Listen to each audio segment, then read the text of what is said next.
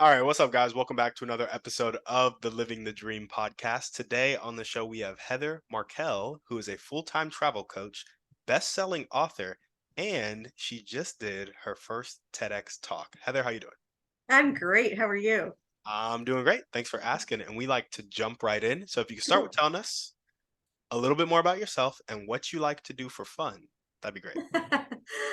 Wow. Let's see. I am a former corporate worker for over 25 years who quit for a career break, but turned into a full-time traveler, digital nomad, which I've been doing the past 5 years. And let's see, for fun, I mean, my fun is traveling, meeting new people, going places. I speak 6 languages, so getting to use those languages and getting through the difficulty of going a place I don't speak the language and trying to learn a few new words and to have conversations with people in their language. Gotcha. Do you know those six languages from what you were doing in corporate? Did you learn them after you left corporate? How'd that work? So I actually lived with a host family in France at age 16, which was really a critical reason that I fell in love with cultural immersion. And in sixth grade, we were forced to learn a second language, and we had to choose between French and Spanish. I chose French, and living with that host family, it made the difference between sort of a boring, stupid thing I had to do because the teachers told me, and oh, like I can have these profound conversations with people from a whole other country, culture, that I couldn't without this skill.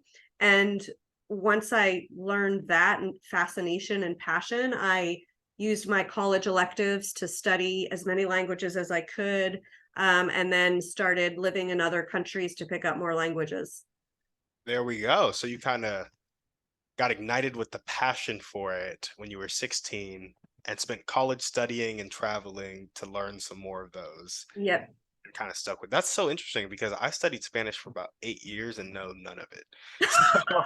So Well, I mean, were you ever fluent in it or I was like sufficient. I wasn't fluent, but like if somebody who was fluent came and talked to me, I could understand them if they spoke slowly and speak back if I in broken Spanish.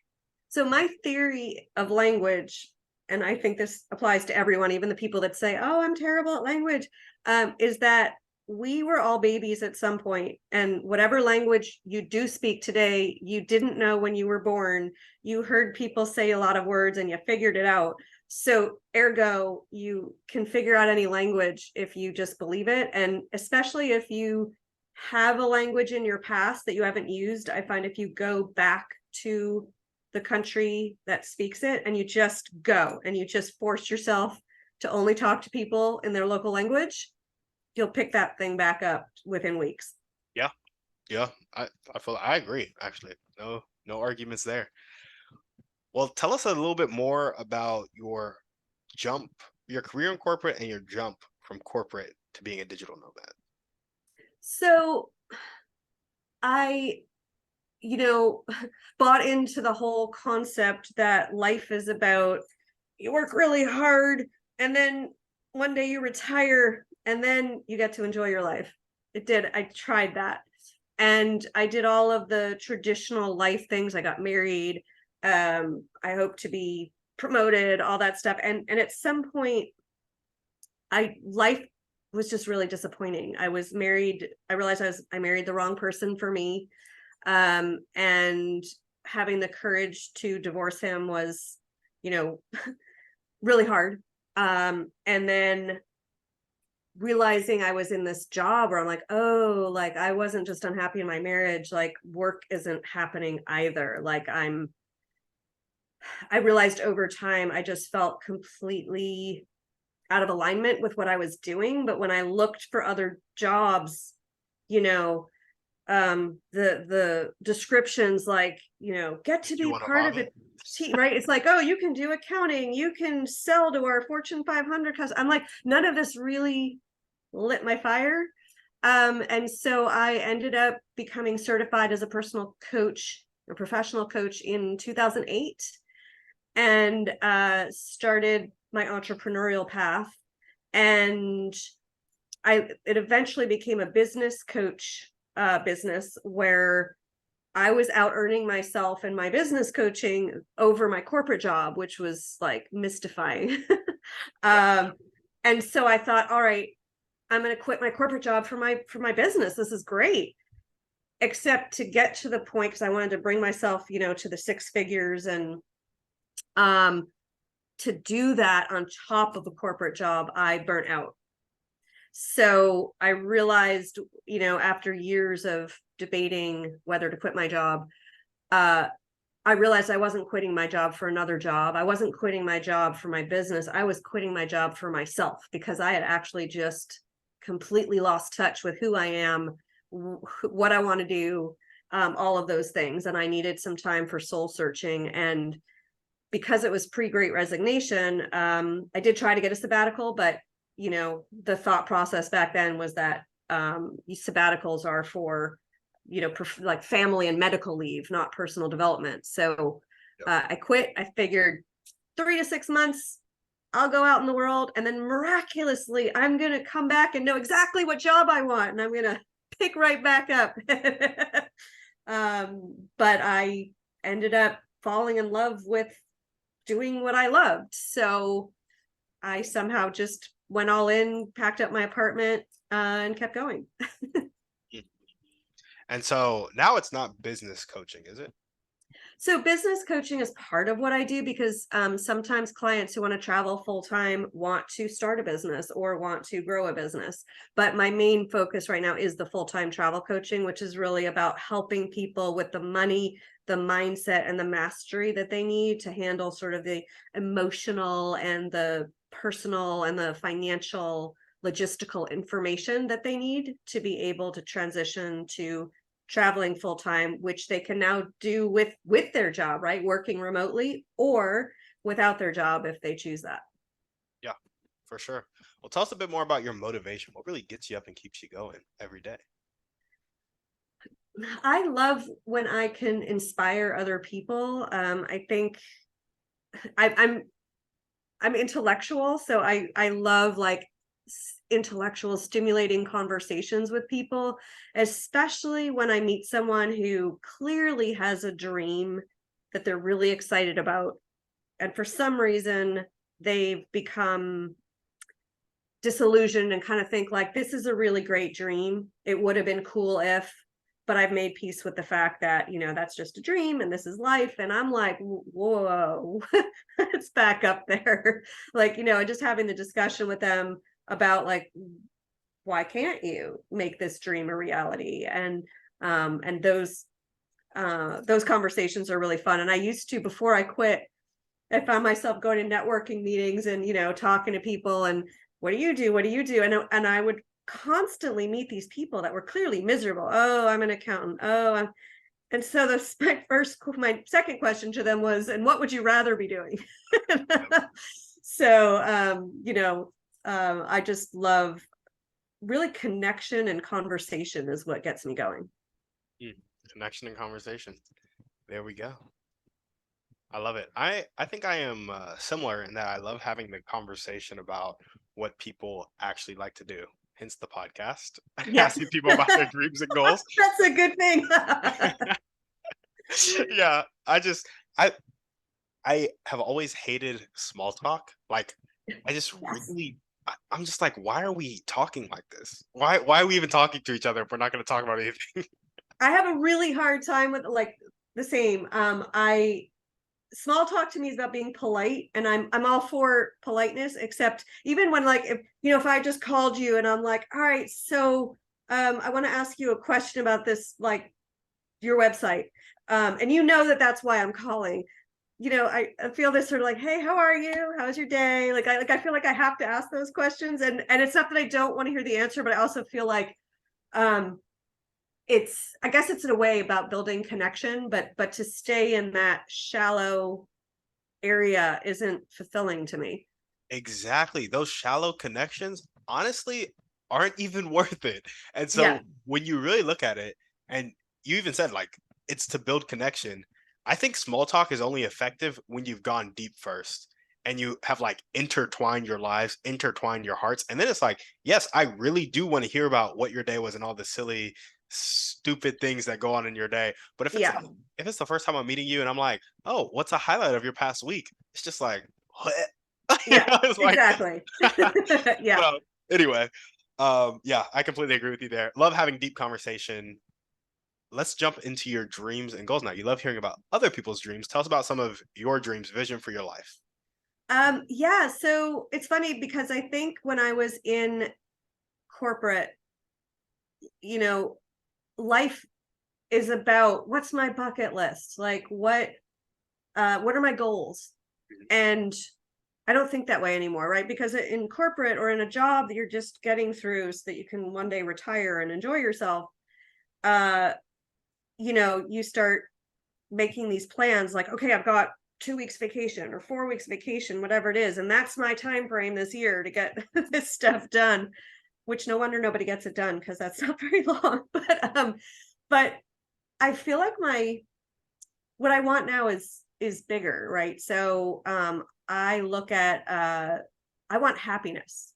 I want to feel like I'm satisfied with my life. I want to make sure that I'm in integrity with myself and in alignment.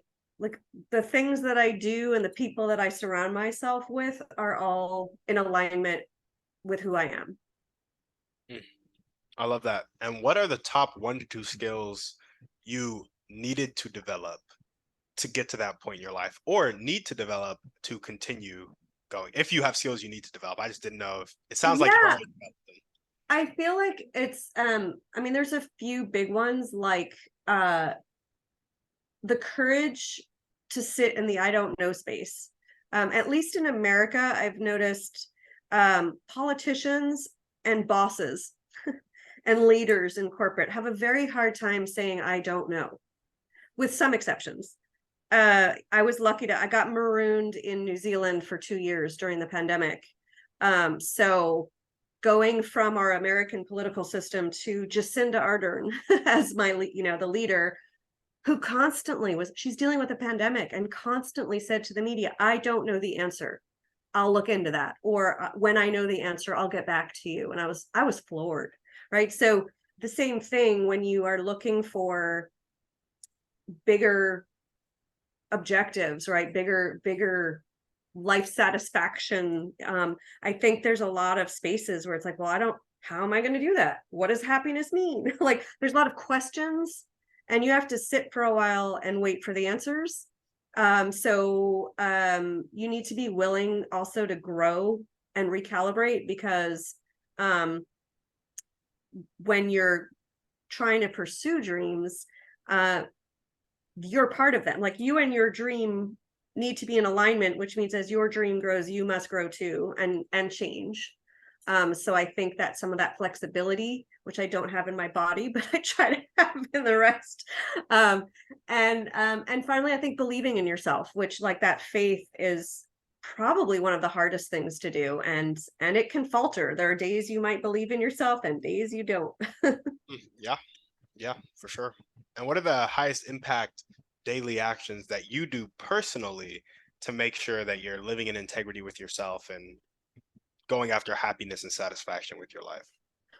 So I will admit I'm don't I don't do my own things every day, so that's on me. But the things that when I do them, Well, that's perfectly okay. It's yeah, totally fine. yeah, I'm just being honest because I'm just human, and I sometimes have like a good idea and I don't execute. But I notice when I'm traveling, I get these great insights, and one of them was because I want to be happy, and I'm like, okay, so you know, get up and ask myself like what intention do I want for today, and if it's like to end my day feeling really happy with my day, and then at the end of the day check back with myself, was I happy, did I, and those days were great because I'm like, oh yeah, it didn't matter what I did, it didn't matter how I did it, it just mattered that I connected with the feeling of happiness during my day. The other thing I love doing is I'm constantly fascinated by new pieces of information. Mhm. So if I find an interesting subject, I love to learn about it. And right now I'm studying the Akashic records. And, I feel like really it's about me holding myself accountable for the results I want and figuring out what I need to change about myself and my surroundings to get where I want to go. Gotcha. Gotcha. You holding yourself accountable to the results you want and what you need to change about your surroundings to get to where you want to go. And what was that called again? The Akashic records. Gotcha. But really, I think a lot of the times in life where we feel powerless is because we say it's your fault. You Mhm. did this.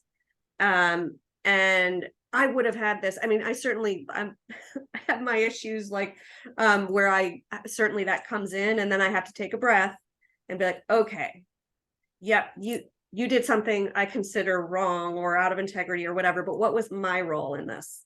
And how do I want to show up going forward that aligns with where I'm going? Because me blaming you forever isn't going to get me anywhere.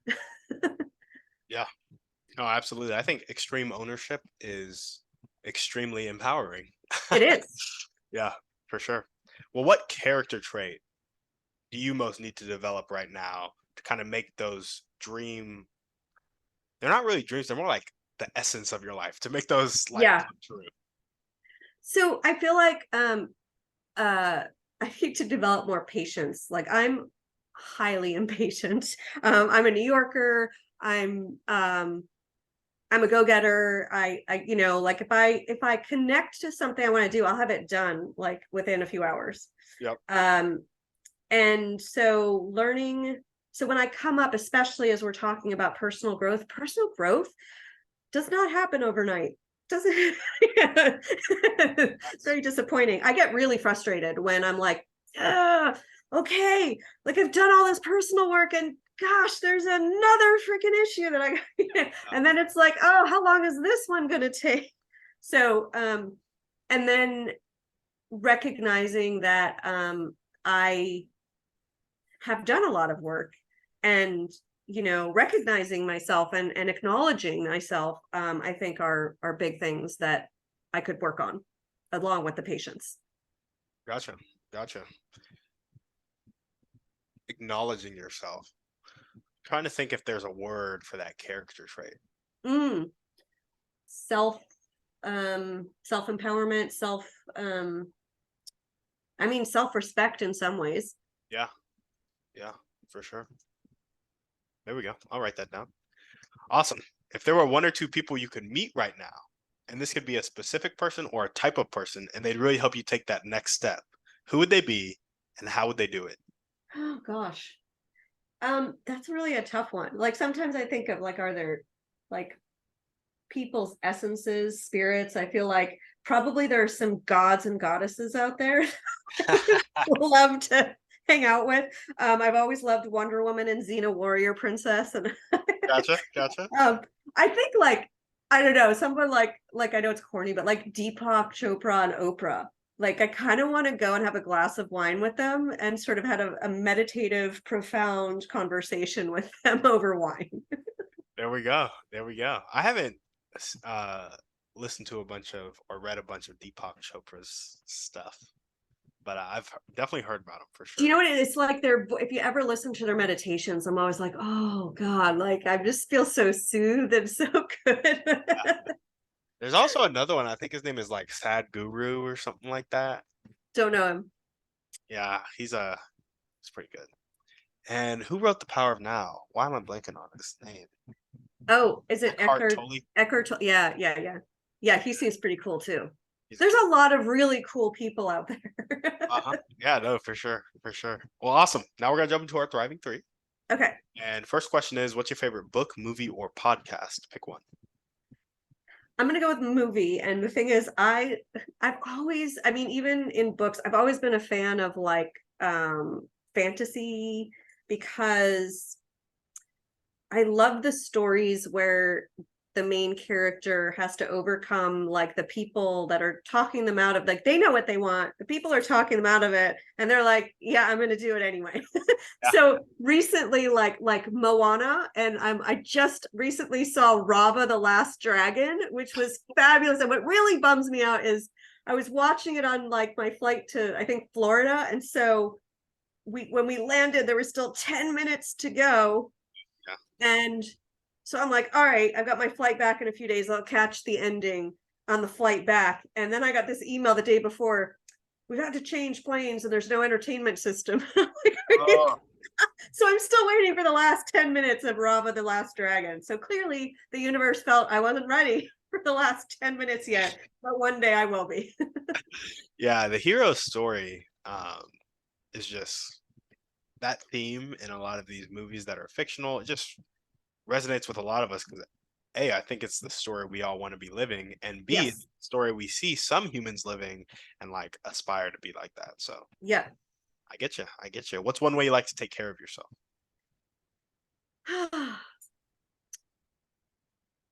I mean, when I can, I love massages. Yeah. But I think one thing I'm working on and getting better and better at is letting my intuition be my guide and really feel my way through life experiences. So learning to trust that little voice in my head, or that feeling, like even if it makes no sense at all. Like I've sometimes, you know, met someone and to all accounts they seem perfectly nice or whatever, but my insides are like, get away. You know, and I'm like, okay. So like following that. And I think sleeping and eating well, which is important, making sure I get outside, because it's easy with what I do to just stay indoors all day and be on my computer all day. So getting out, getting exercise, even just a walk, and connecting with people are ways I love to self-care. It is crazy how much we are inside nowadays. Well, and since the pandemic, I think, you know, it's like a weird, um, we got used to being, it's I talked to a couple friends who, I'm extroverted, and I've talked to some of my extroverted friends, and we kind of got introverted through the pandemic. Yeah. And so now it's like more of an effort to want to go outside.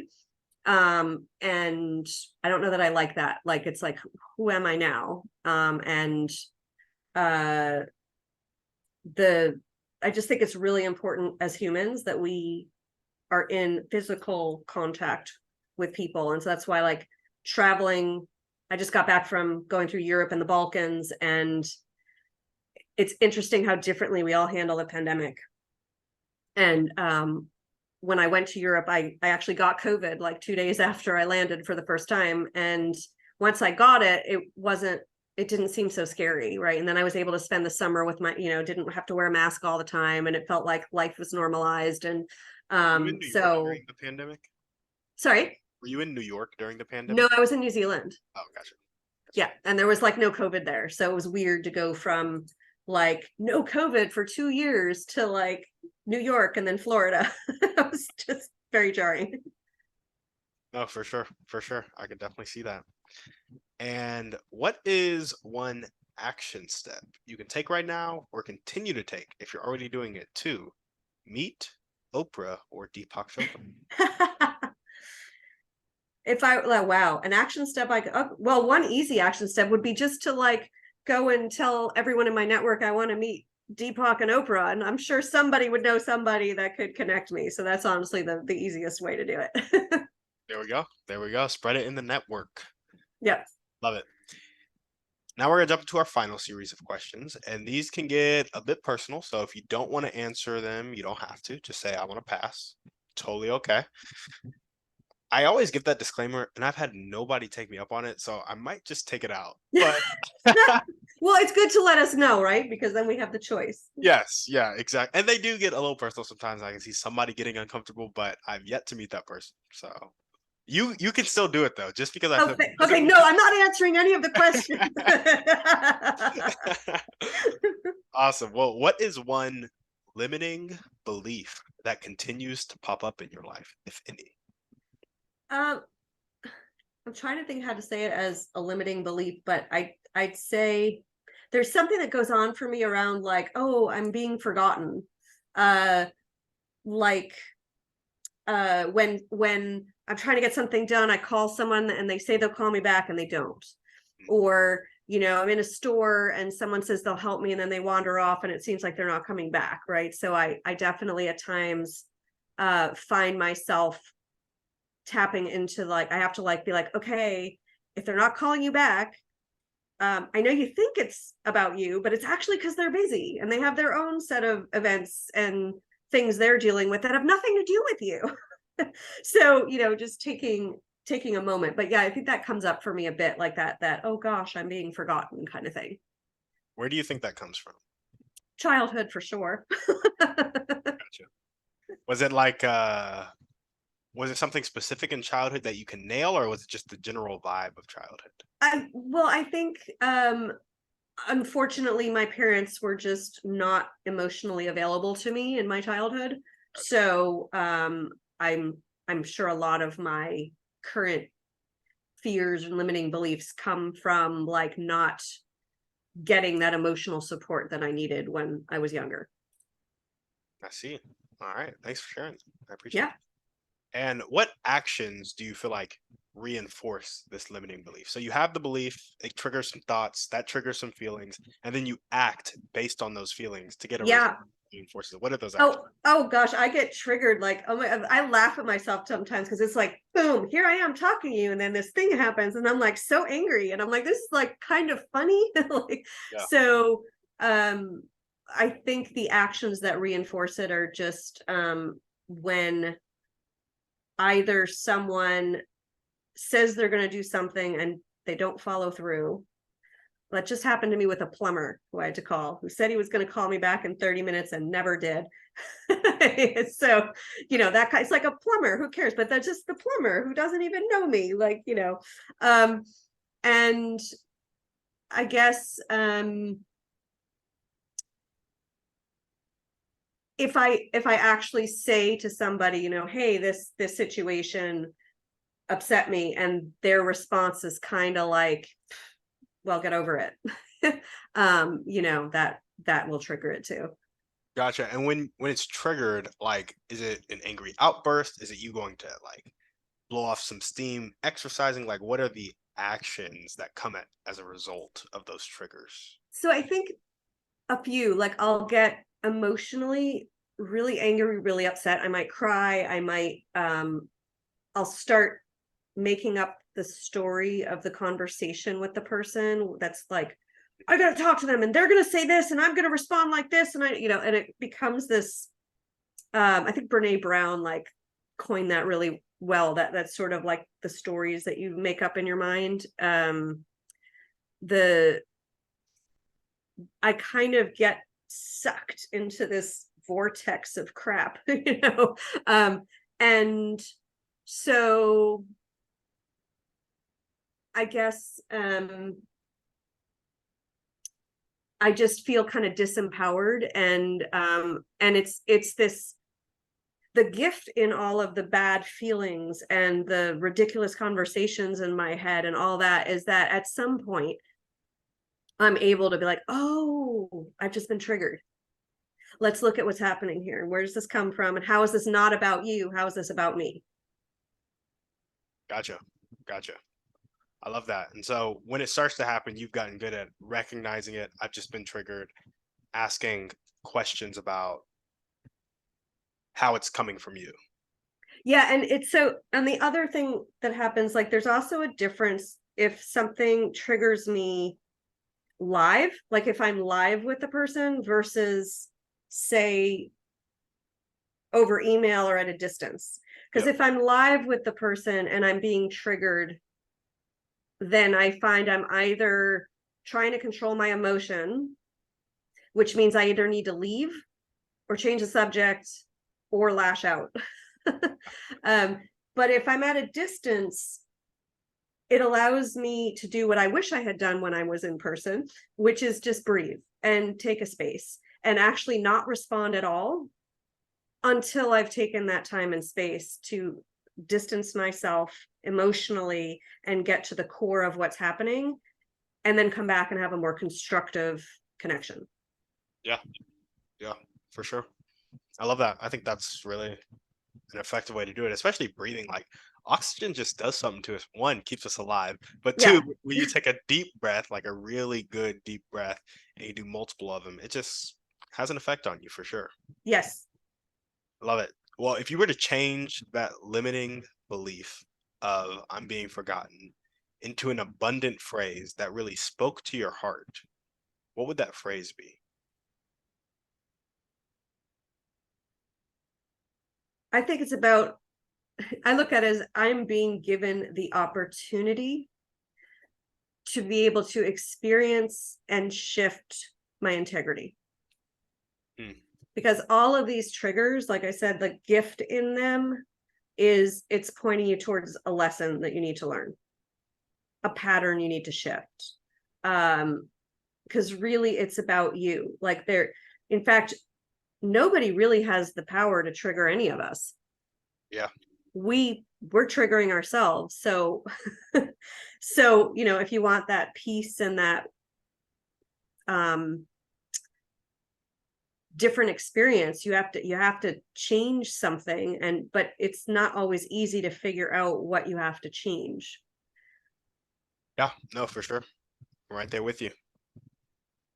I like that I'm being given the opportunity to experience and shift my integrity. It's really interesting. I like it because it's not as much, it's speaking to the benefits of the limiting belief, but it's not like speaking to the pain directly almost. Like you're not saying you're worth remembering. That's not what you're saying. Right. You're saying something like it's internal of like you're recognizing that it is internal and something about you having to do with you, if that makes Yeah, I sense. mean, I'm a big, like, I've spent, when I was younger, I spent years in therapy. I've done a lot of like meditation, like, I've done a lot of self-development work, and I'm still doing it. So for me, these questions point me towards that self-development work, which empowerment is important. So sure, like putting up the mantras on the mirror are wonderful, but I think really it's bigger than the mantra. Really, it's like the mantra's just supporting us to be able to be like, oh wow, I have the power to change this Yeah. and create a whole different reality for myself. Yeah, for sure. It's really just to remind you of that thought of empowerment. Yeah. I love it. Well, we got one last question for you. And I want to frame this next question. So, Alex Hormozy said that the difference between manipulation and help is intent. And I think his point here is that you're influencing people in both situations, but manipulation is about getting somebody to do something that you want them to do, while help is about seeking to understand what somebody else wants and then helping them get there. This question is going to be more about help, not manipulation. That's not what we're trying to do. So, there's a common saying that you can lead a horse to water, but you can't make it drink. I actually found out from Dr. Alan Leica, a guest on the show, that you can make it drink, you just have to salt its oats. Now, I want you to think of a person with a fixed mindset, not willing to accept help, not willing to accept change, but they hate their life. They're discontent, they want different. How can we, you and I, create an environment to salt their oats and help them change their life? So I may have to change that slightly, because the idea of salting the oats to get the horse to drink water is actually manipulative to me, because what you've done is you've decided the horse needs to drink, and you've created a need that he maybe didn't have or she didn't have, and now they're going to drink the water, when in fact I would say maybe the horse doesn't need water. Maybe we should figure out, if we're going to help the horse, what does the horse actually want or need or think the horse wants or needs. And I think the best way to do this with a person Yep. is to I think a lot of the time, especially I saw this with learning the skill of coaching, we get caught up in our minds. and we've got all this chatter and all I mean, I certainly didn't quit for years because the logic of my brain was talking me out, would just overrule my heart like every day. So when we can shift people out of their head and into their body and into their heart, and focus them on what they're feeling, because it's easier, I guess, to understand what a person's feeling than a horse is feeling. um so so I feel that if we can, if you're struggling and you hate your life, like, I don't know what you want and need, and you're probably going to tell me my life sucks, and you'll explain all the reasons to me. But underneath that is like, you're feeling really crappy, and you are sad, and you are, angry, and you are whatever other emotions there are, right? And the answer to what you need is there. So I feel like if I bring people to their internal guidance system and let them figure, I think I've seen it with coaching, like, people start realizing what they think they need isn't actually what they need. And it's certainly like with full-time travel, what, I discovered all the mindsets that have been put on me through trying to live the normal life society tells us to live. It really does a number on your mind. And that's why the thing nobody has power over is your feelings. So yeah, I think getting people to align with what they feel is a great way to help them inspire themselves to change their life. Gotcha. And aligning with what they feel, I noticed you tied it to coaching. So is the action there focused around asking them questions that bring up their feelings, designing exercises for them? What's the action there on our part? So in coaching, I mean, I'm sure there's millions of different methodologies. Something I do is to basically help clients just, like, oh, you're really angry, stop, like, breathe for a minute, close your eyes, and start imagining that, I just go with them wherever they are, right? So we might imagine the feeling as a shape or a color or a being, or who knows, like, it's different for each person. But focusing with the eyes closed on and converting all of this juicy emotion into a semi-physical form, shape, or person, and being able to work with it, is a very powerful way to be able to start tapping into feeling. So is it visualizing their emotion?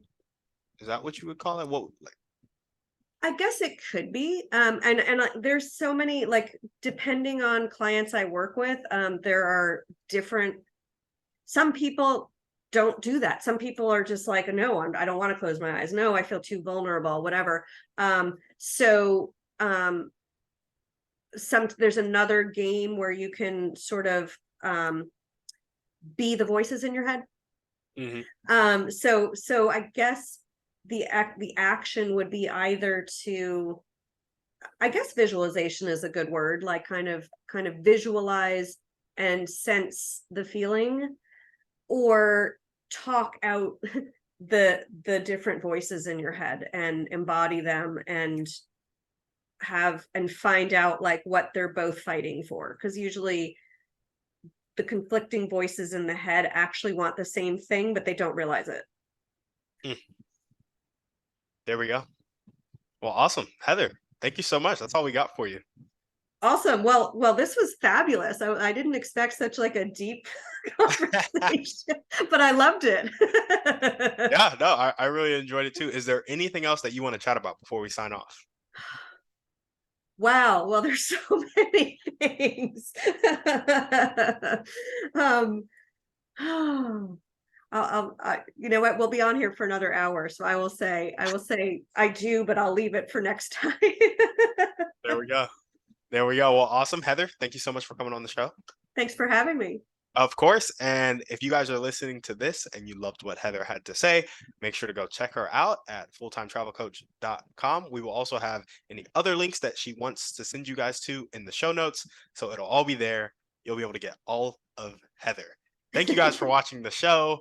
We will see you on the next one. And on that note, we're out.